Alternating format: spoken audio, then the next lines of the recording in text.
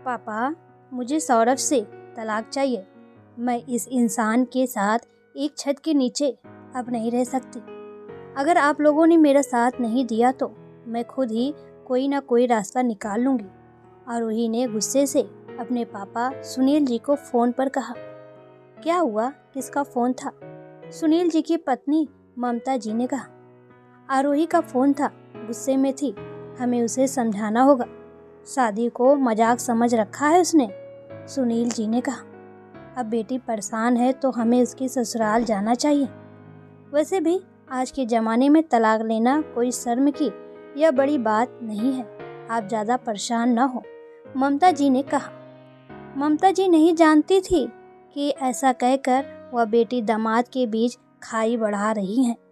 दोनों पति पत्नी बेटी की ससुराल पहुँचे। उनकी बेटी बहुत तैस में थी। माता पिता ने दोनों पक्षों को समझाने की बहुत कोशिश की, लेकिन बेटी आरोही तो जैसे कुछ समझना ही नहीं चाहती थी। उसे अपनी उच्च शिक्षा और नौकरी पर घमंड था। इसी के चलते वह मायके और ससुराल के बीच के फर्क को नहीं समझ पा रही थी। अपने पति के प्रति, ससुराल वालों के प्रति जिम्मेदारियों का एहसास नहीं था। आरोही और सौरभ की शादी को 2 साल हो चुके थे। आरोही ने शादी से पहले ही ससुराल वालों को स्पष्ट रूप से कह दिया था कि वह शादी के बाद भी जॉब करेगी। ससुराल वालों को उसके जॉब करने के निर्णय पर कोई आपत्ति नहीं थी। आरोही जिस कंपनी में जॉब करती थी, उसके ब्रांच उसके ससुराल वाले शहर में भी था। इस कारण से आरोही को कोई परेशानी नहीं हुई। आरोही और सौरभ की शादी संपन्न हो गई। शुरुआती 15 दिन तो घूमने फिरने में निकल गए। उसके बाद आरोही को ऑफिस ज्वाइन करनी थी। आरोही एक तुनक मिजाज लड़की थी, जबकि उसके माता पिता ने उसे काफ़ी समझाकर ससुराल भेजा था कि सबसे घुल मिल कर रहे, अच्छा आचरण रखे। फिर भी आरोही बात बात पर अपनी नौकरी की धौंस दिया करती। अभी वह अकेली है, अपनी मनमर्जी से कहीं भी आती जाती। जरा सी भी रोक टोक उसे पसंद नहीं थी। परिवार में प्यार से रहना उसे नहीं आया। एक बार सौरभ ने कहा, आरोही, कुछ रिश्तेदार घर आ रहे हैं तो अच्छा सा दुपट्टा वाला सूट पहन लेना, जींस टॉप मत डाल लेना। अब क्या मेरे पहनने ओढ़ने पर भी पाबंदी लगाओगे? कल को मेरे खाने पीने में भी रोक टोक लगाओगे? आरोही पैर पटकाए हुए बोली। गुस्से में आरोही ने साड़ी पहन ली और पूरे समय मेहमानों के सामने मुंह बनाकर बैठी रही। एक बार सौरभ ने कहा, आरोही, सुबह देर से उठती हो और किचन में मेहमानों की तरह आती हो, अपना टिफिन भरती हो और बैग उठाकर ऑफिस चली जाती हो। माँ से प्यार के 2 बोल तक नहीं बोलती। माना कि खाना माँ नहीं, खाना बनाने वाली कुक बनाती है, पर एक महिला होने के नाते तुम्हारे पास कई बातें हो सकती है माँ से बात करने के लिए। शाम को आते ही अपने कमरे में घुस जाती हो, ठीक 9 बजे खाना खाने के वक्त बाहर निकलती हो। मैं जानता हूँ तुम भी थक जाती होगी, पर 2 घड़ी माँ के साथ बैठकर भी तो कमरे में आराम करने जा सकती हो। माँ कुछ तुमसे पूछती भी है तो सिर्फ हाँ या ना में जवाब देती हो, या फिर उल्टा जवाब? सौरभ ने आरोही से कहा। देखो सौरभ, मैं एक वर्किंग वुमन हूँ, मुझसे तुम एक हाउसवाइफ वाली उम्मीद मत रखो। ये मत पहनो, वो मत पहनो, ऐसे बात मत करो, वैसे बात मत करो, बहुत हो गया तुम्हारा। पति हो, परमेश्वर बनने की कोशिश मत करो, आरोही ने कहा। इसमें इतना ओवर रिएक्ट करने की क्या ज़रूरत है? तुम इस घर की बहू हो, अपनी जिम्मेदारियों का एहसास तो तुम्हें होना ही चाहिए। हम लोगों ने तुमसे कोई गलत उम्मीद तो नहीं रखी, न तुम्हारी जॉब में बाधा बन रहे हैं, न तुमसे कोई काम करने को कह रहे हैं। बस अपना बर्ताव तो सही रख सकती हो ना। तुम्हारे मम्मी पापा तुम्हारी किसी बात पर तुम्हें टोकते थे तब तुम्हें बुरा नहीं लगता था? पति की छोटी सी बात को भी तुम दुनिया वालों के सामने बड़ा चढ़ाकर बताती हो, पति को विलन बताती हो। सौरभ ने जरा जोर से कहा। अभी के अभी मुझे मेरी शादी के गहने वापस चाहिए। मैं यहाँ से जा रही हूँ, अब मुझे यहाँ नहीं रहना, आरोही ने कहा और मायके फ़ोन कर दिया। सुनील जी और ममता जी आरोही के ससुराल पहुंचते हैं। मम्मी पापा मुझे सौरभ से तलाक चाहिए, रो रो कर आरोही ने एक बात अपने पेरेंट्स से कही। जल्दबाजी या गुस्से में लिया गया कोई भी निर्णय बड़ी मुसीबत में डाल सकता है और इसके बाद पछताने के अलावा कुछ नहीं बचता है। बहू, तलाक के दौरान और बाद में भी लोगों को मानसिक और भावनात्मक रूप से मुश्किलों का सामना करना पड़ता है, आरोही की सास ने कहा। हाँ बहू, गुस्से में अपने कदम घर के बाहर मत निकालना।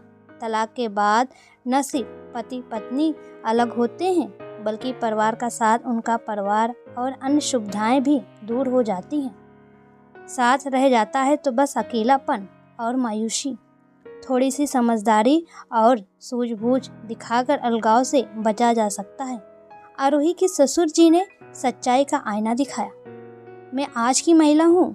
शादी को जन्म जमानतर का बंधन मानकर आप लोगों की हर जाति चुपचाप सहने को तैयार नहीं हूँ। मैं पति या ससुराल वालों के अत्याचार सहने की बजाय मैं तलाक लेकर अलग हो जाने को बेहतर मानती हूँ। आरोही ने अपना पक्ष रखा। पर बेटा, हमें तो इसमें कोई अत्याचार नजर नहीं आ रहा। थोड़ा बहुत तो शादी में एडजस्ट करना ही होता है, आरोही के पापा सुनील जी ने कहा। अलग होने जैसा बड़ा फैसला सोच समझकर ही किया जाए तो अच्छा होता है, इस बार ममता जी बोली। पर आरोही ने किसी की ना सुनी। वैवाहिक जीवन में तालमेल बिठाने का प्रयास करने के बजाय संबंध विच्छेद करने का फैसला ले लिया, जबकि तलाक किसी समस्या का हल नहीं होता। तलाक की प्रक्रिया के दौरान भी सौरभ के दिल के किसी कोने में शादी की बचने की उम्मीद थी, पर दिल में उम्मीद चाहे कितनी ही हो, अंत में हुआ जिसका सबको डर था। आरोही और सौरभ का तलाक हो जाता है। आरोही के भाई भाभी विदेश में रहते थे। भाई भाभी को तो आरोही के जीवन में क्या चल रहा है इससे कोई मतलब ही नहीं था, क्योंकि आरोही ने भी भाभी के साथ कभी सम्मानजनक व्यवहार नहीं किया था। आरोही का भाई हर महीने घर खर्चे के पैसे अपने पापा के अकाउंट में डाल दिया करता था, पर तलाक के बाद जब आरोही अपने मायके में रहने लगी तो भाई ने पैसे भेजना बंद कर दिया। अरे, हम हर महीने पैसे भेजते जाएं और कहीं पापा जी मकान आरोही के नाम ना कर दे। हम तो दोनों तरफ से गए। आरोही पापा जी की लाडली है, कहीं बेटी के जीवन में अनहोनी घटी है, बेचारी का क्या होगा, हमारे बाद कौन उसे सहारा देगा, ऐसा सोचकर कहीं मकान बेटी के नाम कर दिया तो। 70,000 तनख्वाह है आरोही की, उसमें आराम से गुजारा हो जाएगा उनका, इसलिए अब पैसे भेजने की जरूरत नहीं, भाभी ने भाई से कहा। आरोही को यह बात जरा भी पसंद नहीं आई। जिस तनख्वाह का उसको घमंड था, ससुराल में रहकर एक एक पैसा अपने पास रखती थी, आज उसी रकम का काफ़ी हिस्सा खर्च करना पड़ता था। माँ खाना बनाती थी, कुछ मदद आरोही को करने कहती तो आरोही कहती, क्या माँ आप 3 लोगों का खाना भी बना नहीं सकती? मैं ऑफिस में काम करती हूँ, मुझसे नहीं होगा यह सब। अपनी स्वतंत्रता के नाम पर गलत लोग से दोस्ती कर बैठी। ऑफिस के बाद डिनर नाइट क्लब जाया करने लगी। पिता ने उसे सख्ती से समझाया कि वह गलत रास्ते पर जा रही है, तो आरोही को अपने माता पिता भी दुश्मन नजर आने लगे। तलाक के बाद आरोही अपने लिए नए जीवन साथी की तलाश भी करने लगी, लेकिन उसे कोई भी पूर्व पति की तरह अच्छा नहीं लगा। अब जितना ज़्यादा वह सोचती उतना ही ज़्यादा उसे महसूस होता कि उसका पूर्व पति ही सबसे अच्छा व्यक्ति था। सौरभ स्मोक करता था। आरोही नहीं चाहती थी कि सौरभ स्मोक करे। सौरभ ने उसकी बात मानते हुए फिर कभी स्मोक नहीं किया। आरोही के बीमार पड़ने पर सौरभ ने उसका पूरा ध्यान रखा। जब आरोही ने कहा मुझे 3-4 साल तक बच्चे नहीं चाहिए, इस पर भी सौरभ सहमत हो गया था।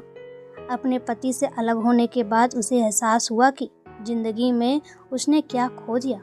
आरोही की गृहस्थी उजड़ने से उसके माता पिता भी काफ़ी परेशान और बीमार रहने लगे थे। इस बात का भी आरोही को अफसोस था। आरोही को इस बात का भी अहंकार था कि तलाक के बाद भी उसका पति उसके पास वापस आएगा। एक बार आरोही अकेले ही कॉफ़ी शॉप में बैठी थी। अपनी गलतियों पर पछताने लगी। उसे एहसास ही नहीं हुआ कि उसके आंसू बह रहे थे। तभी एक शख्स ने उसे टिश्यू पेपर पकड़ाया। जैसे ही उसने ऊपर देखा, वह चौंक गई। वह उसका पूर्व पति सौरभ था। सौरभ मेज की दूसरी तरफ बैठा हुआ था। आरोही सौरभ का हाथ पकड़कर बस एक मौका चाहती थी उसकी जिंदगी में वापस आने का। आरोही को लगा सौरभ काफी शौक में अकेला आया है। उसके दिल में उम्मीदें जगने लगी। तभी एक लड़की सलवार सूट पहने आती है। अरे आप यहाँ, मैं आपका इंतजार उस टेबल पर कर रही थी जो आपने रिजर्व किया था। लड़की ने सौरभ से कहा। रिया, यह है आरोही है मेरी पहली पत्नी, और आरोही या रिया है मेरी मंगेतर। पिछले हफ्ते ही हमारी सगाई हुई है, 3 महीने बाद शादी है। सौरभ की बात सुनकर आरोही का दिल डूब गया। सौरभ भी मुझसे प्यार करते थे। सौरभ उसे घुमाने फिराने भी ले जाते थे। उसकी और उसके माता पिता की इज्जत भी करते थे, लेकिन मैंने उनकी कद्र नहीं की। अब पछताने के अलावा आरोही के पास कुछ नहीं बचा था। आरोही डिप्रेशन में चली जाती है। वह अपनी भावनाओं और विचारों को शांत नहीं कर पा रही थी। आरोही जीवन में असहनीय दर्द महसूस कर रही थी। उसके दोस्त और माता पिता उसे इस दुख से बाहर निकालने की कोशिश कर रहे थे। अब आरोही अपने आप को बदलने का समय चाहती थी। वह रिश्ते निभाना सीखना चाहती थी, परिपक्व महिला के रूप में अपने आप को देखना चाहती थी। दोस्तों, तलाक जैसा बड़ा फैसला सोच समझकर ही किया जाए तो ही अच्छा होता है। कभी कभी यह भी होता है कि लोग अपने फैसले पर पछतावा करते हैं। हम अपनी कमजोरियों, समस्याओं के लिए अपने जीवन साथी को दोषी मानते हैं। यह गलत है।